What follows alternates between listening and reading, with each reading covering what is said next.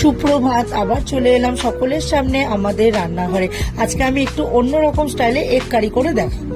প্রথমে সেদ্ধ করা ডিমগুলোকে আমি একটু কাঁটা চামচ দিয়ে ফুটো ফুটো করে নেব, তাহলে ভেতরে নুন মশলাটাকে ঢুকবে। এবার আমি কড়াইতে তেলের মধ্যে আমি ডিম ভাজাটা বসিয়ে দেবো, দিয়ে একটা মশলা পেস্ট করব। সেটা রসুন আর অল্প পেঁয়াজ আর গোটা শুকনো লঙ্কা, গোটা গোলমরিচ, গোটা বড় এলাচ আর দারচিনি দিয়ে একসাথে মশলা পেস্টটা করে নেব। এবার ডিম ভাজাটাকে তুলে ওই তেলের মধ্যে শুধু ছোট এলাচ আর একটু লবঙ্গ ফোড়ন দিয়ে পেঁয়াজ কুচিটা টমেটো কুচিটা দিয়ে দেবো, দিয়ে একটু নুন দিয়ে দেবো, দিয়ে একটু নরমও হবে। যখন একটু ভাজা ভাজা হবে তখন আমি মশলা পেস্টটাকে ওর মধ্যে দিয়ে দেবো, দিয়ে পরিমাণ মতো আর একটু নুন, হলুদ আর কাশ্মীরি লঙ্কার গুঁড়ো দিয়ে মশলাটাকে বেশ করে কষাবো।